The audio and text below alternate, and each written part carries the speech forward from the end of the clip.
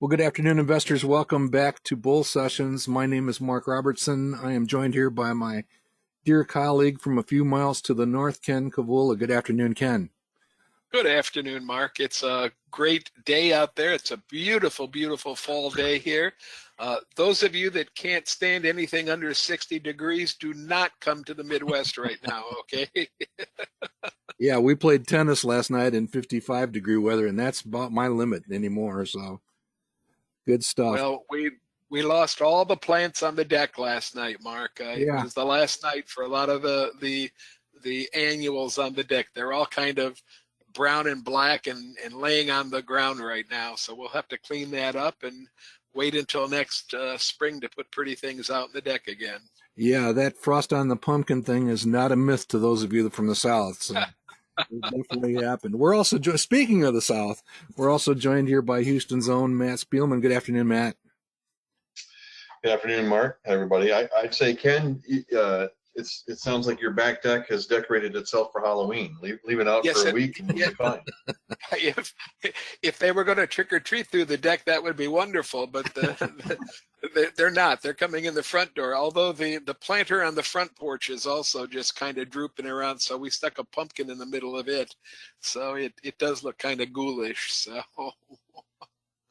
All right, well, we've reached that point in the year when Ken and I sit and drink bottomless cups of coffee for days on end and finish up our best small company selections for the day after Halloween. We're going to have that. We'll talk about that a little bit, a special selection show on Saturday morning. And in fact, today we're going to share the reality, the harsh, cruel reality that a couple of our favorite lists are going to be late publishing this year. And we're going to I think we should beat them senseless, Ken.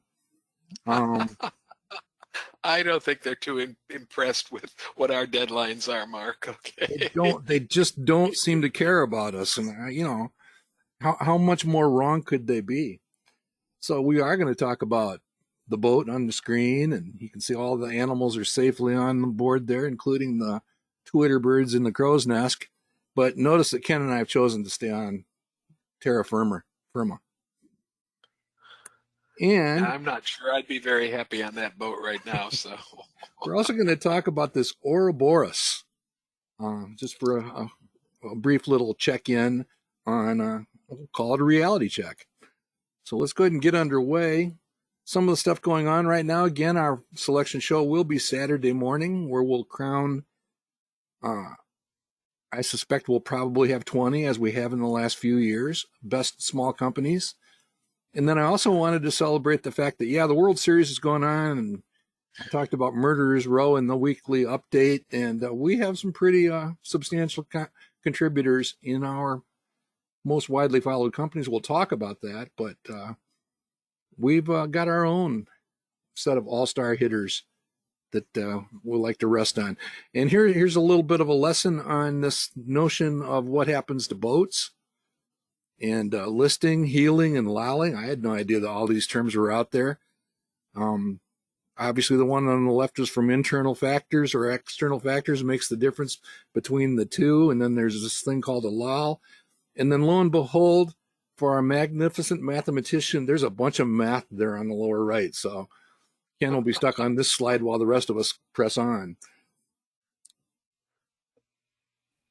Good stuff. Any questions or comments, Ken? well, none at all. I noticed there's a radical sign and a tangent right there. So that's probably enough to scare 3/4 of our audience into a different slide. So Yeah, it seemed to make a boat capsizing a little bit difficult mathematics-wise. It gets the point across. It's bad news. All right, no investment recommendation is intended here. This is all about education and demonstration of the principles, philosophies, and techniques of the modern investment club movement. Conduct your own review and analysis of any company or any investing tool. We're not your boss.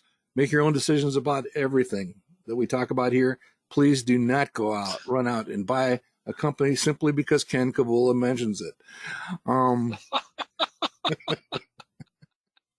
And if you'd like copies of the slides, if you have follow-up questions, or most importantly, suggestions for future topics, send either of us an email. We'd love to hear from you.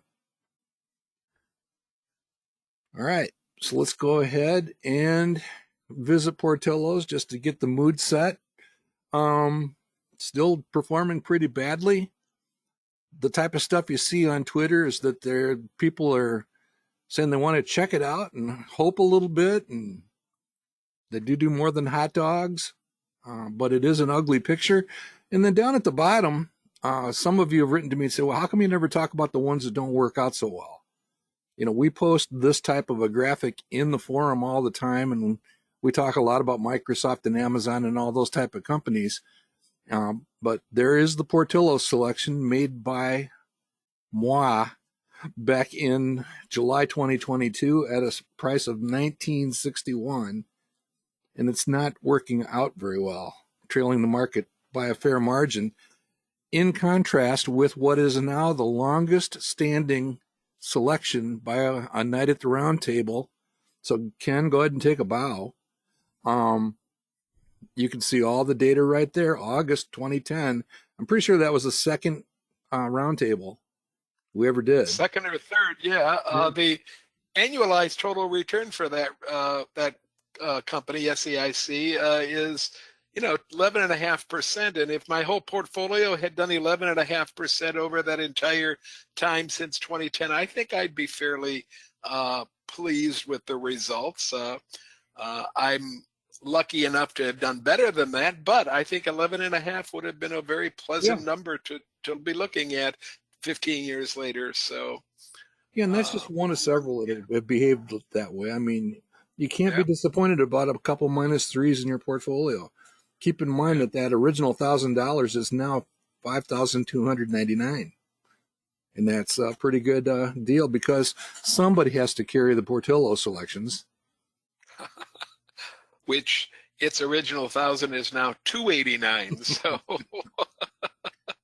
keeping hope alive, as the picture and everything else says. All right, that's our Portillo's moment. Here's our look at the stock market.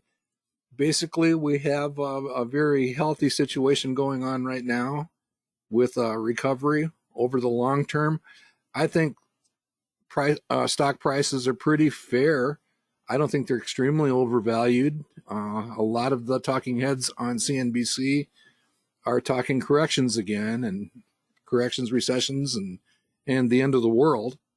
And they're occupied today, Mark, they're setting their hair on fire today because some of the folks on the FOMC, the Fed committee that determines interest rates, have made public statements that without a lot of data, they're having a hard time deciding what they want to do.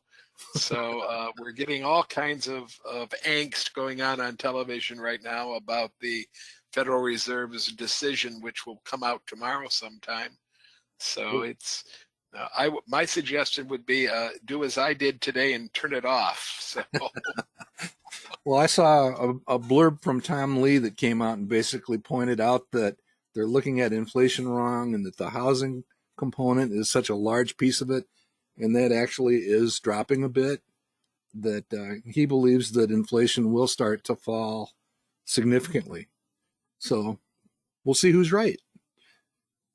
Again, the weekly graphic just simply shows that the average return forecast is somewhere in that 8 to 9% range across any way of measuring it. And all the major indices at all-time highs. And of course, the only one that really matters to us, because it is the all of the above index, as shown on this page and also shown in this graphic.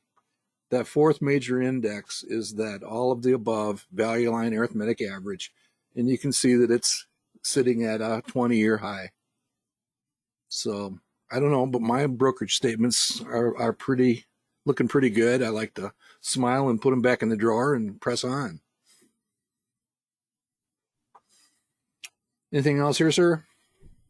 I like this graph, obviously, and it speaks for itself. So let's keep going. All right. Looking in on the specific companies that have captured the attention of our community over the last 10 years. This is looking back a decade.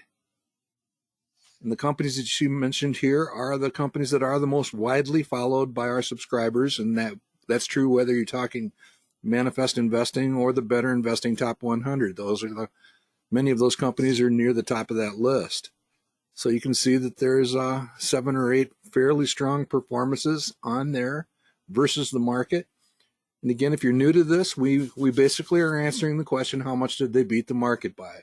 We take the annualized total return for, let's take Microsoft. The annualized total return for Microsoft over the last 10 years is this 27.8% that you can see. You subtract the return of the Wilshire 5000 at 14.1, and you get a relative return of 13.7. That's the answer to the question, how much did Microsoft beat the market by over the last 10 years, at least as of right now? Okay, so that's where you get this 13.7. NVIDIA's off the charts. Nobody saw that coming. Not even the guys on TV taking credit for that. Nobody saw that coming. Here's our best small companies. Ken, we have only 3 days left, so I'm hopeful that this won't jinx us into the toilet. But pretty good numbers. I thought it was okay to put it on here for today.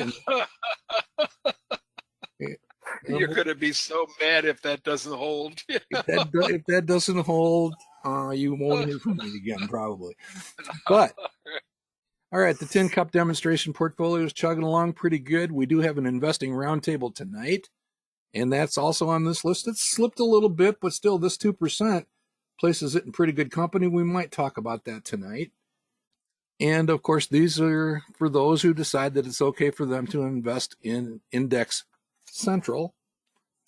And those are not bad returns. If you're an investor and you're achieving these type of numbers, there's nothing wrong with that.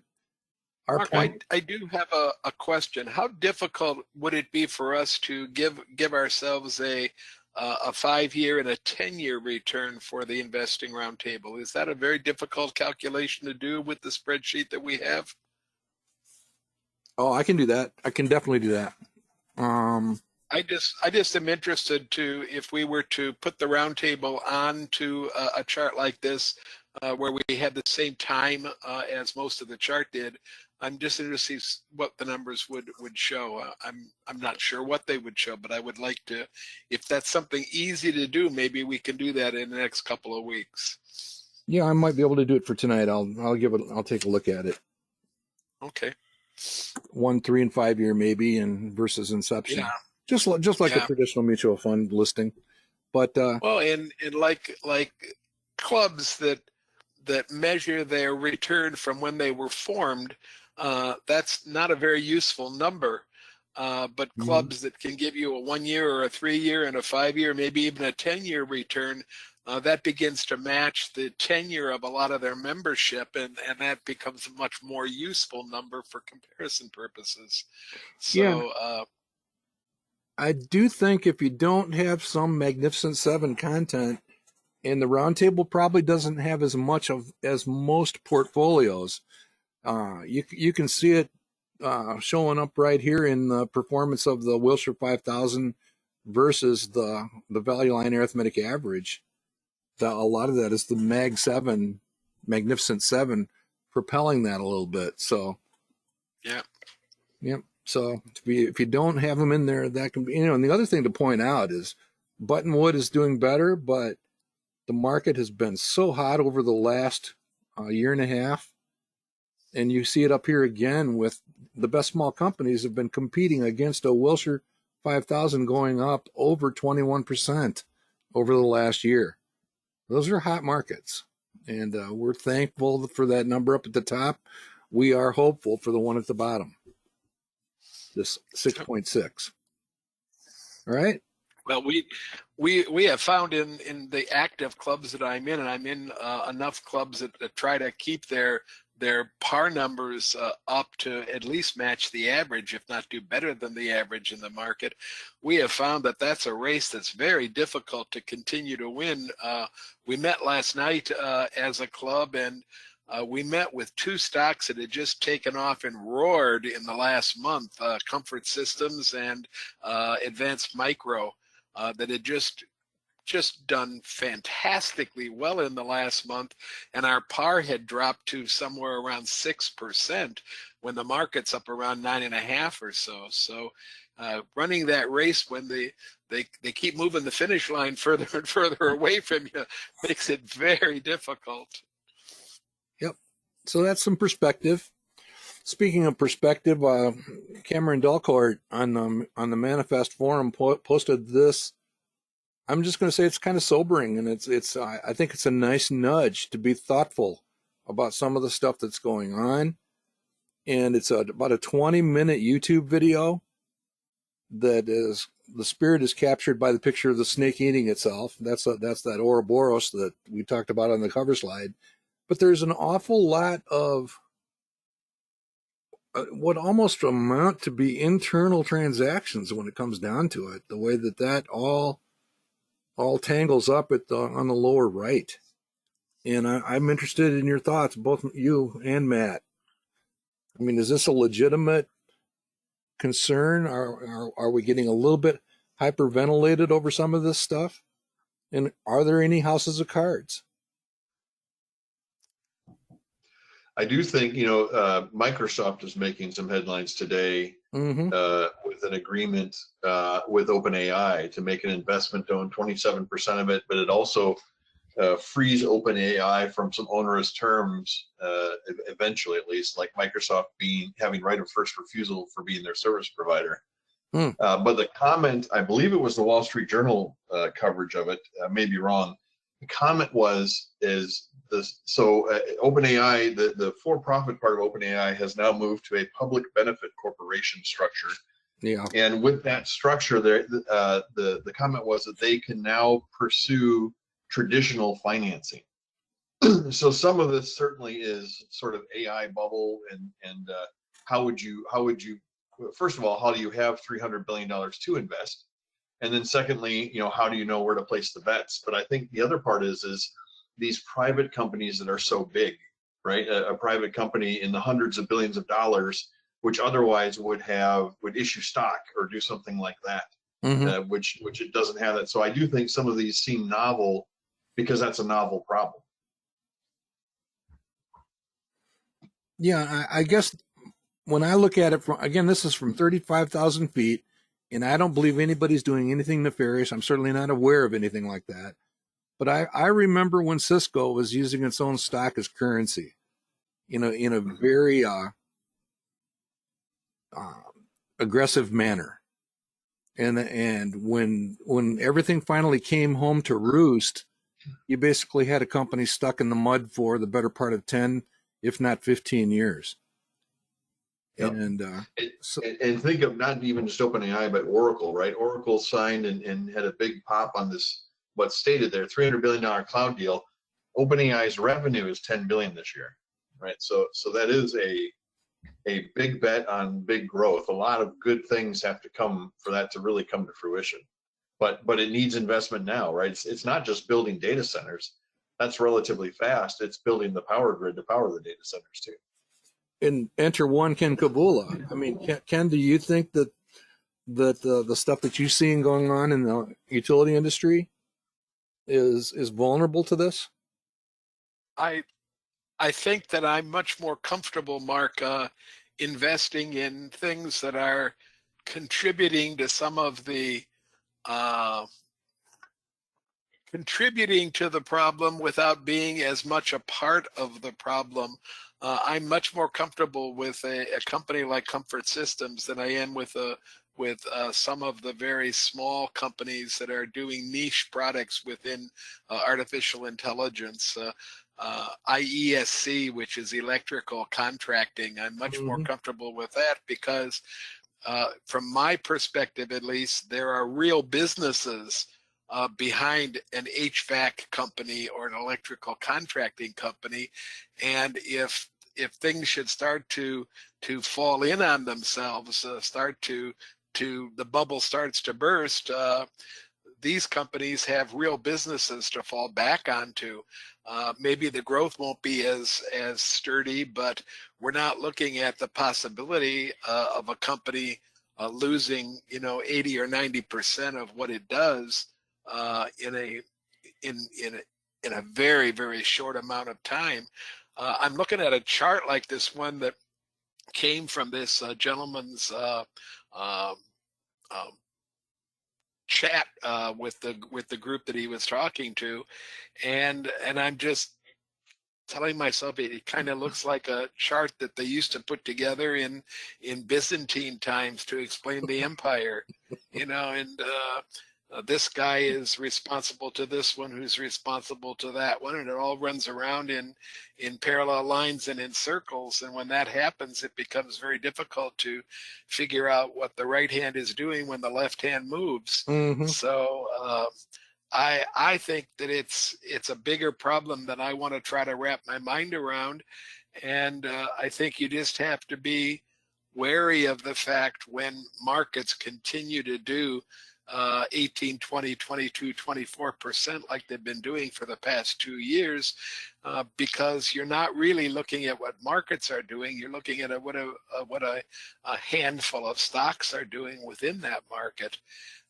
And that should, I think, for those of us that believe in the long term, I think it should set us on we should be watching very carefully that we keep a large portion of our portfolio invested in companies where we have a really good feel for the fact that they're probably going to exist on into the future. That doesn't mean you fill your whole portfolio with Procter & Gamble or with some of the hard kind of industrials. But at the same time, I don't think you should be ignoring them either when you put a portfolio together. Well, I think you make a great point with the Comfort Systems, ticker symbol FIX, or IESC. I mean, they get paid as this all progresses. So they're not hanging their head on a 10-year revenue plan. They get paid when they do the electrical and the plumbing and the various work. So it's a whole lot different, a whole lot less speculative. Now, I'm a believer in the revolution or evolution or whatever it's being called. But yeah, there are some vulnerabilities here. I notice that Tesla's not on here in any way. Just to scratch my head a little bit about that. But I do get a little bit concerned when we start denominating chips in gigawatts. I just think that's a riot. And then you've got, of course, your companies down here, Ken, getting ready to provide that energy. Well, it's going to open. It's certainly going to open up some new things that we've never talked about before, and it's going to probably change behaviors that, for many, many years, society, the majority of people in society were pretty much. They had built up a resistance to a lot of different kinds of technology, and we're going to have to move in some of those directions if, in fact, we're going to solve some of the issues that we're solving. But there are so many wider issues besides power. I mean, water cools so much of what we do industrially, and where are you going to get the water from? Where you going to do the kinds of things. We're going to need some different methods of dealing with a lot of issues that right now I think people are just glossing over. Just the sheer amount of electrical power that we're going to need. I don't think anybody has their arms wrapped around it yet. Yeah, and how vulnerable that is to a change in technology also. But let's go ahead and I think at the same time, though, Mark, aren't we talking using the same kind of language that we were talking 8 or 9 years ago in this very program about electrical cars? And weren't we suggesting that maybe people were getting a little bit too enthusiastic and doing, putting money into things that maybe weren't going to work out as rosy as everybody thought they were going to be working out? And, maybe this curve isn't quite as steep as we're giving it credit for right now. I guess that's a good concluding statement. Yeah, at the same time, I was taken back to memories of our life after Google session, where the brainiac guy at, I don't remember which one of the companies, it was probably Google, basically said that the companies could electric utilities could afford to give away all of the PCs in the country and basically make it all back on electricity. Yep. Yep. So that just underscores, some of the, maybe a path to understanding of this electrical supply question. Anyhow, I'm sure we will come back to this in some shape or form in the not too distant future. I did listen to a couple other Patrick Boyle sessions. He's the real deal. So thank you, Cameron. All right. Checking in at the 3/4 poll for our Groundhog Challenge. Everybody's doing pretty well. 22.4%. 2/3 of us beating the market.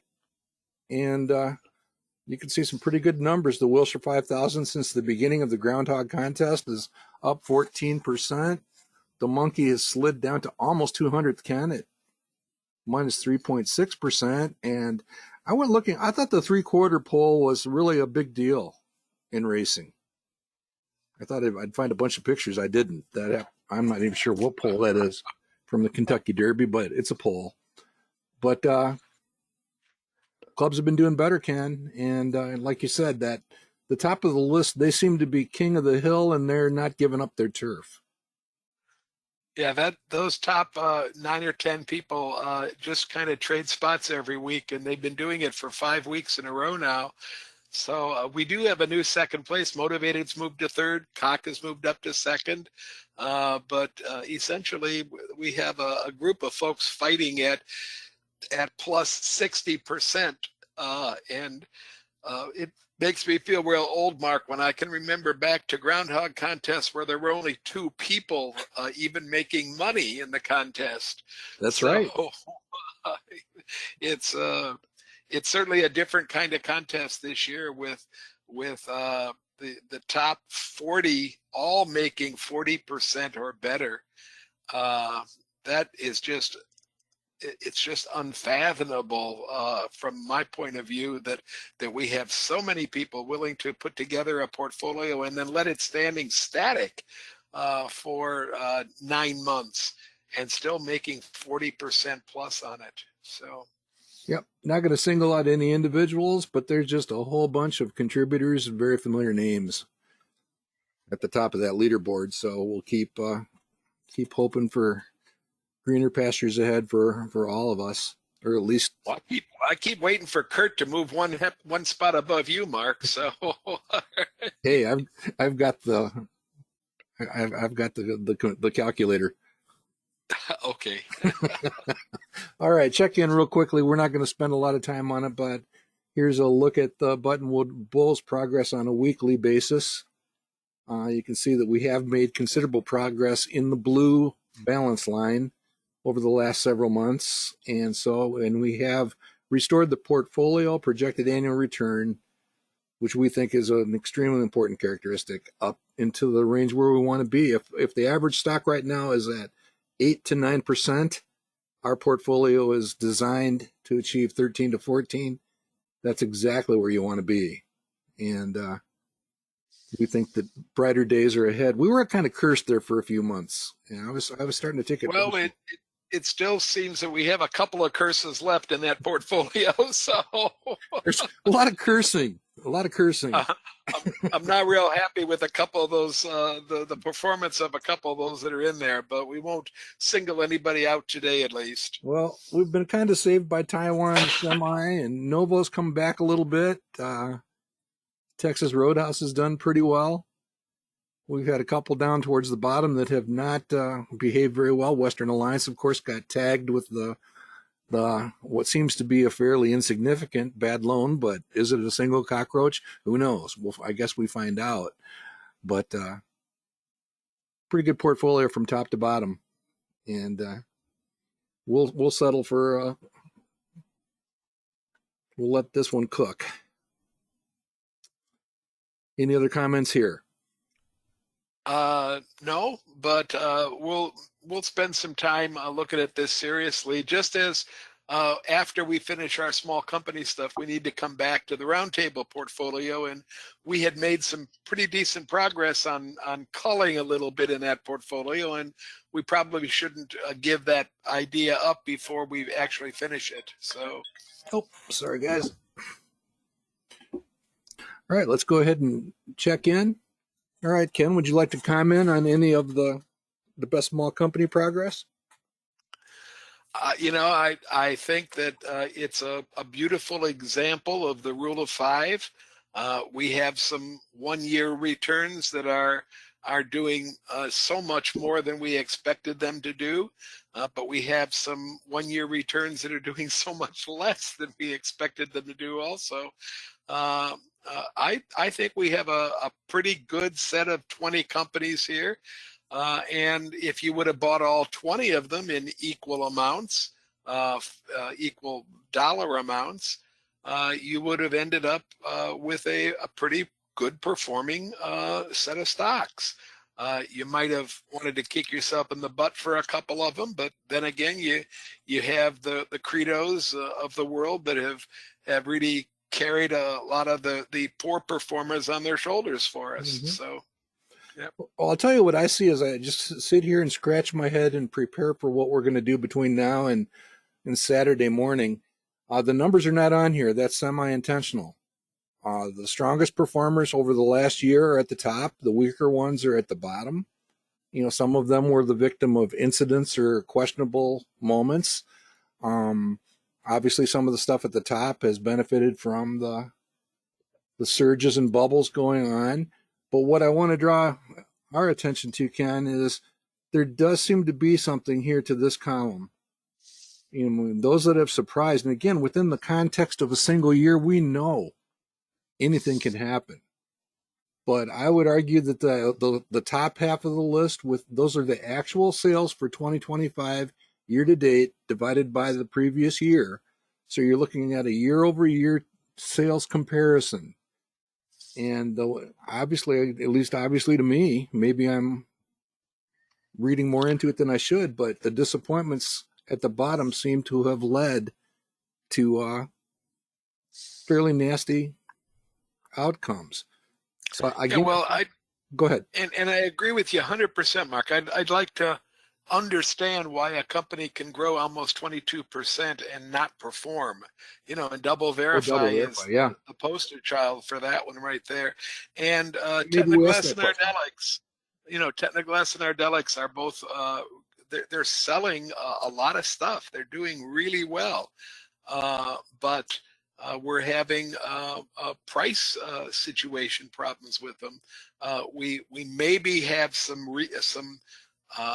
perceptions about why that might be happening, but I don't think we've fully come up with an answer. By the same token, we have a couple of outliers at the top of the list. You know, I'm surprised to see Iradimed and Axos up that high on the list with sales as mundane as 8.5% and 6%. You know, so I think it's important for us to examine that, and I don't think we should be shy about repeating names from the companies that ended up at the bottom this year. This is a one-year contest, and we've had plenty of examples where we've had a real bad stock do real well the next year, and we've had the vice versa happen as well. So I think that we'll put all these things under the microscope and try to give you as good a list as we can possibly come up with. So at least as I go through the list, and I think Ken joins me in this, as we fill in that green box and look at expectations for 26 over 25, that column probably gets a little bit more emphasis. It's not a standalone characteristic, but it clearly is. We want to see persistent and steady sales growth where we can. You know, and obviously you can't sidestep everything. You can't see these things coming, but I think you do your best to avoid it. And we have already discussed too, Mark, the fact that for companies that we want to repeat, you know, and maybe it's even going to be the third year that we might repeat them. For companies that we're going to want to repeat, we might want to be looking at some sales growth for the last 2 years, and maybe even the last 3 years if we're going to repeat them a third or fourth time. So those kind of numbers, we know how volatile sales in small companies can be. And therefore, the more data we can put together sometimes, the better choice we can make. All right. We spent a lot more time on that page than we ever have in the past. So, all right. These are the places that we visit to get some of our favorite ideas. The Better Investing pre-programmed screen to find the small companies. I believe that the Vanguard VTWG ETF that's in the red box has become one of my new favorite places to go.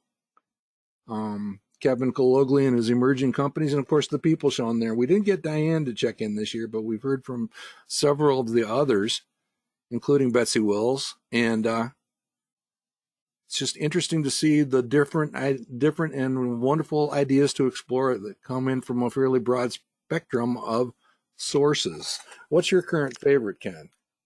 Well, I don't know if it's my favorite or not, Mark, because I still like the predefined small company screen for its ease of use. I mean, it only has 12 or 13 or 15 ideas on it, and I can look at it every 3 weeks and find out what's new and then check them out. But I have been doing a lot of work with 5 or 6 of the small company ETF / mutual fund kind of things. And this year I started with VTWG. I'm amazed at how few other ideas I'm getting from the other funds. If that made any sense to you. They did. Okay. I'm almost always, when I'm finding a good company on some of the other funds, I've already discovered it in VTWG. So I might be narrowing my search in the future and sticking to just this one ETF, which has 1,200 stocks in it, by the way. We can't peek over the shoulder and look at all 1,200, or at least I don't know how to do that, but I am able to look at the top 200 or so. And that's certainly a robust list we started with the 1,200, and we kicked out anybody that wasn't generating positive earnings. And what's the source for finding all 1,200 listings, Mark? How can you do that? Because I think, through the institutional data feed, we get the entire set of holdings. Okay, then it has to be through your data feed then, because when I go to Morningstar and I'm looking at my library's Morningstar, which is not, I don't think it's the highest paid one that I can buy, but when I'm looking at my library's Morningstar, I'm only seeing the top 200, but that's certainly a large enough list for anybody to have to work with. Just the top 200. That's an interesting question. Maybe we explore the SEC filing and see if all 1,200 are there. Okay, I never thought of that, but that's a possibility. Future topic of maybe digging in a little bit deeper on some of these. But as for right now, we're going to spank a couple of our favorites. Just a reminder that we're about ready to unleash the flying monkeys. I'm going to skip over this slide. Of course, this is still very true. It's why we're here. Finding good small companies can really help a lot. And a lot of people have chimed in on that over the years. I'm going to talk a little bit about the two guys in the middle of the screen here, Fortune and Forbes. Forbes, of course, is the genesis of us doing this. It dates back to the 1990s. And just a few years ago, they switched over to chasing unicorns, and we left them for a while, and then they sort of came back. And now, what'd you tell me, Ken? They're going to publish it maybe after Thanksgiving? Or? Well, one of the two, and I'm at a loss right now to remember which one, Mark, but one of them is going to publish on November 19th, their list. It's either the fastest growing list or the best small list. But and one of them has not actually released a date yet as to when it's going to publish, which means that it might not even publish. I think that our depending on these lists to come out in a regular way is not happening anymore.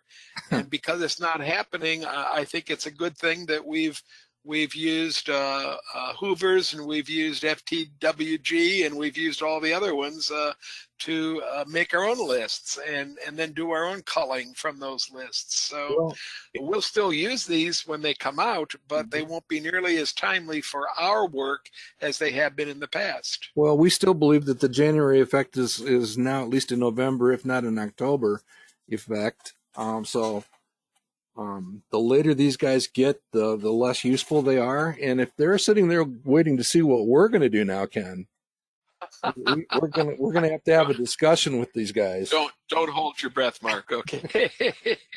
I was just Your phone thinking that, hasn't Mark, rung yet you were either? wondering how you were wondering how to spur them to go faster. I'd say you have to make sure and put out a press release talking about how you scoop them by a month, by whatever overlap there is. Good stuff.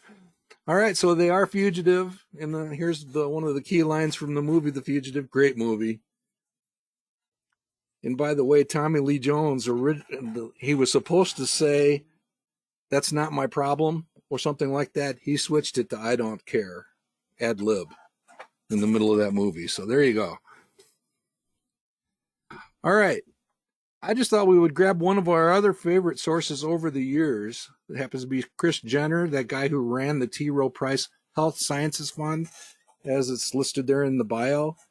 And just demonstrate that this is another source that I scan these, still expect to find an idea or two from time to time.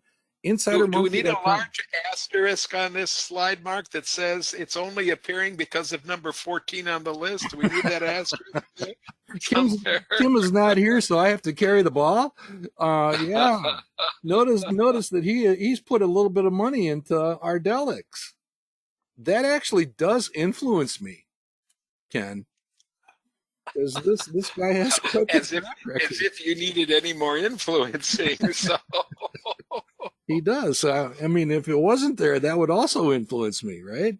But very, very interesting stuff. You can go to insidermonkey.com. You do not have to pay anything. It's free. They do ask for your email address and whatever. They've not bothered me over the years, but you can actually take a look at the holdings of any particular fund just simply by going to the site itself and just drilling into it. And again, from top to bottom, there are some names on there that I have not heard of before. Mark, is this a screen capture from Insider Monkey? Because I really like that second last column there. It is a screen capture. Is this an actual screen capture? Okay, Yeah, so it's telling me the new at the top. This is going back to the kind of things that Morningstar used to do that they don't do anymore. So yeah, this is exactly really nice. Okay. Yeah, so he's got new interest in the ones at the top, and he has accumulated the ones in the middle. Some of them we know very well. Some of the companies that are on here are too large for what our purposes right now, like Thermo Fisher or Regeneron. But Kris, Omada, Vaxcyte, many of these companies are going to be very early stage.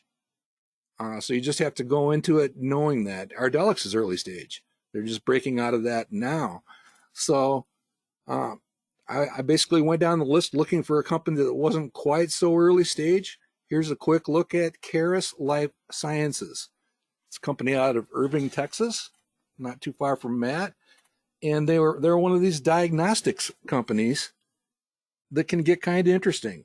And again, very limited information on the right. You can see there's virtually no sales history. They just they're projected to become profitable next year. So we're in kind of that launch pad moment here that could capture our curiosity a little bit. Certainly something we might want to keep track of because it's caught Kris Jenner's attention.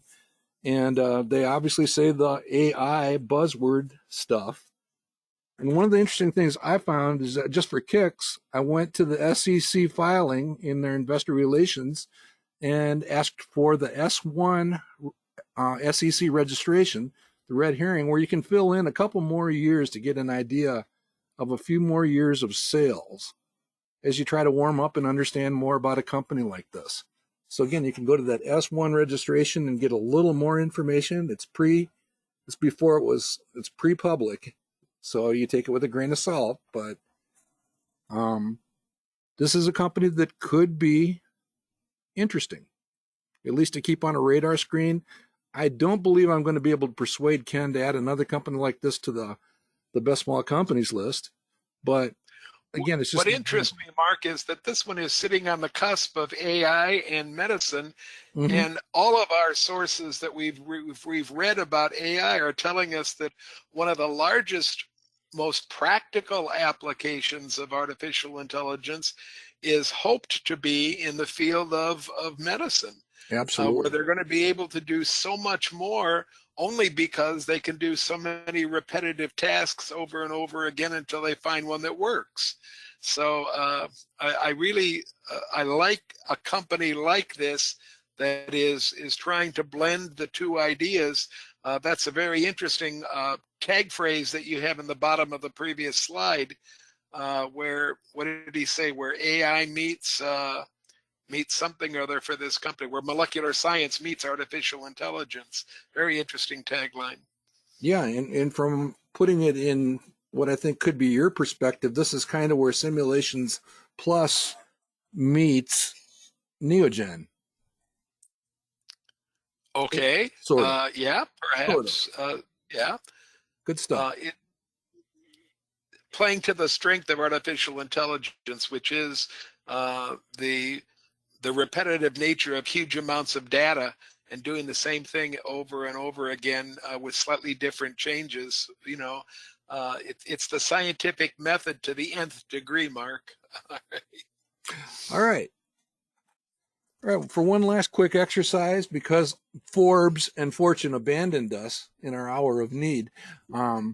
Did I mention they left their fugitive? I went to ChatGPT and I entered the prompt up at the top of the page. Just for the heck of it, I said, I'd like to see a list of companies that have a growth rate of at least 12% and high return forecasts based on the methodologies practiced by Manifest Investing and Better Investing.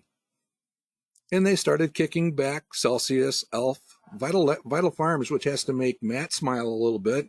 We're raking that company over the coals. ChatGPT is getting a lot better. And then, of course, is Duolingo. At least for today. All right. At least for today. Yeah. And there's Duolingo we had talked about a little bit in the green room. But I just think, again, the purpose here is to generate screening results, which can be, checked and possibly incorporated in our hunt for best small companies. So that's the top 4 that came up. Here's 4 more. Transmedics has come up before. Inspire, of course, is a competitor to ResMed. I don't know anything about Global E Online, Ken. Didn't check it at all yet. It's brand new to me. 2 of these are brand new to me. The first one's brand new as well, Mark. I don't know anything about that one, so I'll be looking at them. Mark, while I have the moment here, Laura has told us you talked about a Insider Monkey coming up with lists for ETFs and mutual funds. Laura says whalewisdom.com does the exact same thing. So that Absolutely. might be another source for our people. Whale, like the animal, WHALE, wisdom.com. And she says that you can use it to get a list of holdings in mutual funds and ETFs as well. Absolutely. So, okay, let's finish out the list here. Toast, which came up at the Motley Fool Fest quite a bit, and so did Appfolio. Shift 4, of course, is a Diane Grace stock from last year. So some interesting companies being churned out. And then it offered me the opportunity to use Manifest. Not sure exactly how it worded the question, but it said, would you like us to use Manifest Investing to generate a summary? And I said, sure, show me what you got. And it basically ranked them. I'm not even sure how it got the quality rating and the projected annual returns, but pretty good summary there, and would certainly aid in exploring these from top to bottom. I am pretty sure, and Matt, you confirm this, right? You can go to this link and actually see the process I went through. Is that correct, Matt? I think we're discovering a place where the artificial engine is misrepresenting itself or maybe taking liberties, because that 1, 2, 3, 4, fifth column, that's not an estimated my par column, because my Yeah. par is a single number. That's an estimated par column, or just plain par. And that's the way they've ranked them there. Yeah, we have some training to do, obviously, if we're going to continue to allow this. All right.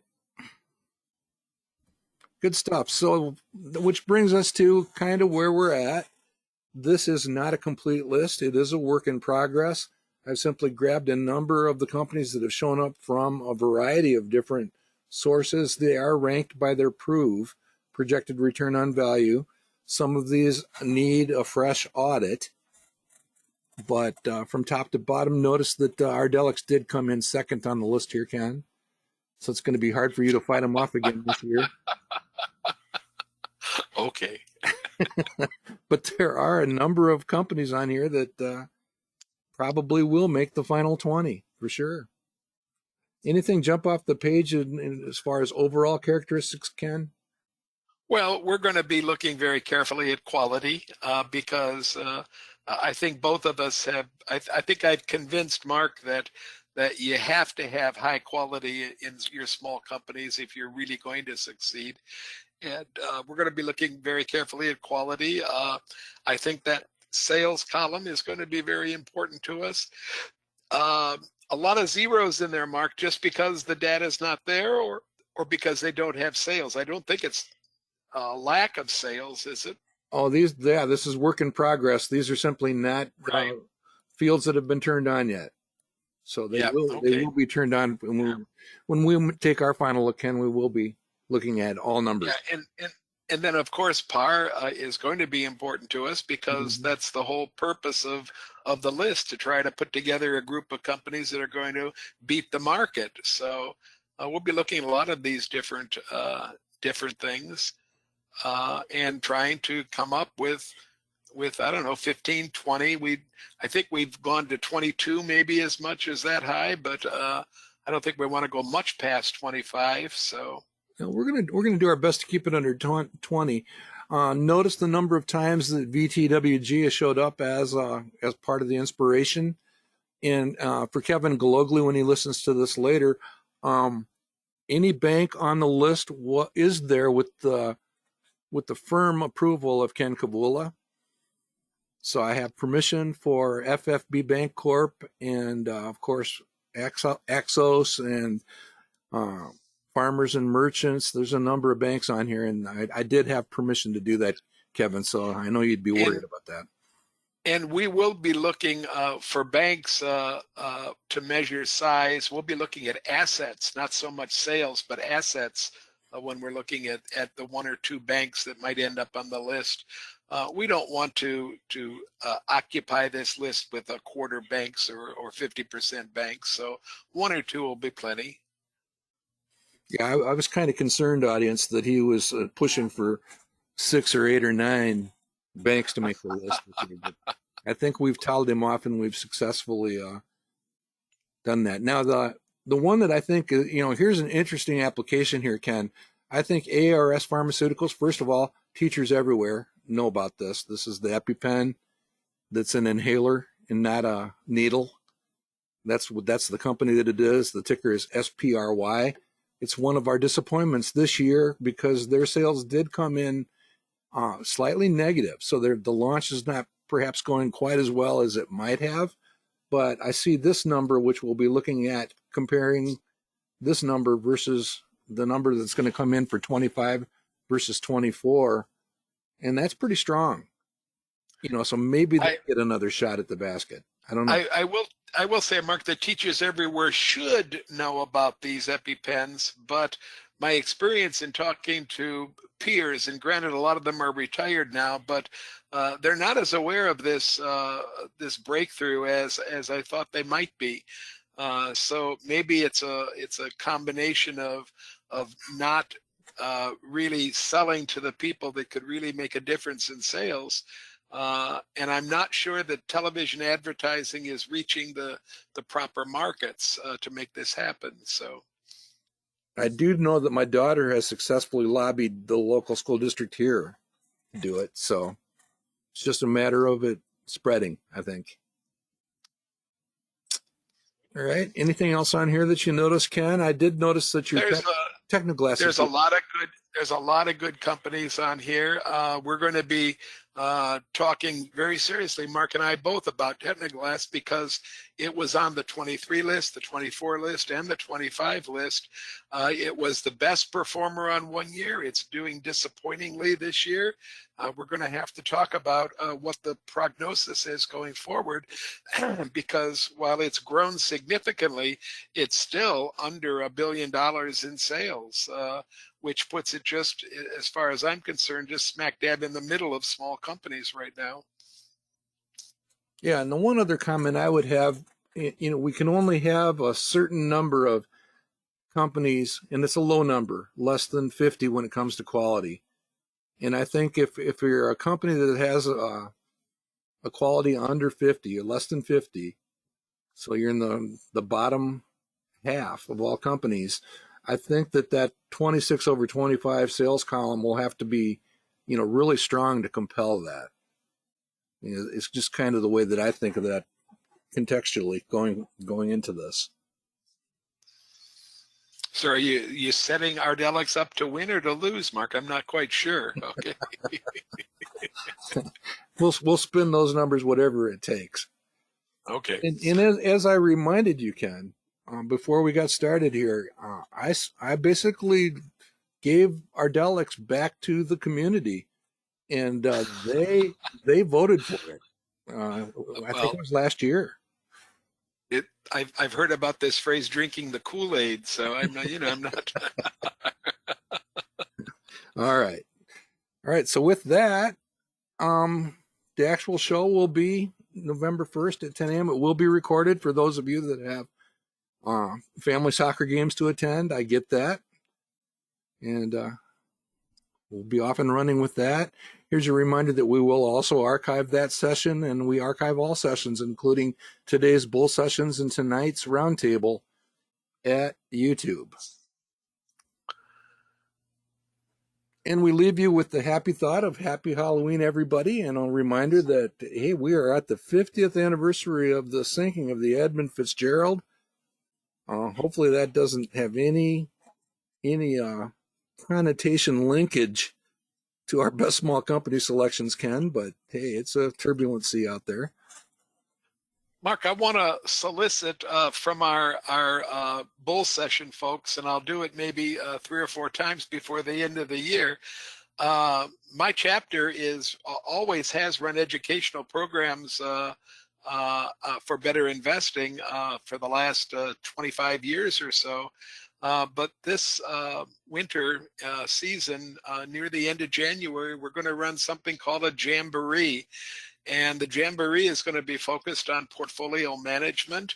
And Mark and I both are going to be looking at portfolios that are submitted to us from throughout my chapter, but also throughout the country. So if you're in a club that would like to have the 2 guys sit and discuss your portfolio, we have to make a decision about whether we're going to look at reasonable sized individual portfolios or not. But if you're in a club or if you have a reasonably sized individual portfolio, and I would define reasonable as being fewer than 20 companies, 20 stocks in the portfolio, we're going to be running a program on what we look for when we put together a dashboard for a portfolio, and then trying to make suggestions on how you can improve the portfolios, not specific stocks to buy, but specific things you can do, numbers you can use as benchmarks, goals you can set for the portfolio, and how you can turn something that is not even coming close to beating the market, maybe into something that has a really good shot of beating the market by 1 or 2 or 3 or 4 percentage points.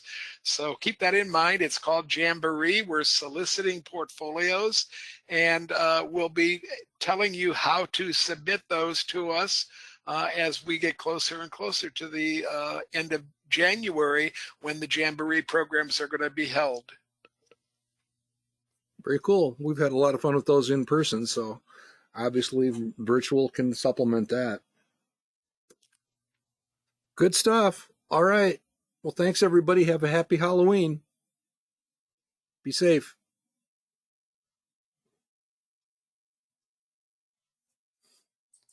Anything else, Ken? I'm ready to wind it all up. We did have Cameron ask, is Excel Services, is that still in running?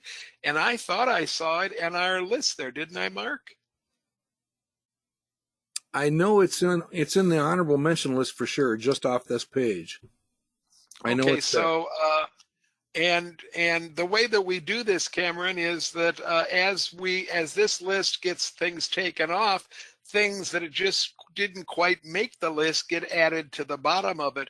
And I think Mark and I can both see that there's probably 8 or 10 that will come off this list almost immediately, including 5 or 6 from the bottom here that I have just added to consideration. So I'm absolutely positive that we'll at least look at EXLS because I think it has the characteristics of a great small company that we're looking for. Yeah, I was going to see it. It's in this year's list, right? I think it's in this year's list. Yeah. Yep. In the middle. Yeah, there it is right there in the middle. Yeah. So without anything else, I'm going to, I don't see anything else in the questions box, Mark, so we're ready to say good afternoon to everybody. Right. I'll go shopping for a stock, and I'll see you in a few hours. Yeah, don't forget, we have a roundtable tonight, folks, 7 o'clock Eastern time. Roundtable is programs on. If you're missing a link, send me an email or send Mark an email, and we'll send you a link. Talk to you all tonight. Bye-bye. Thanks, everybody.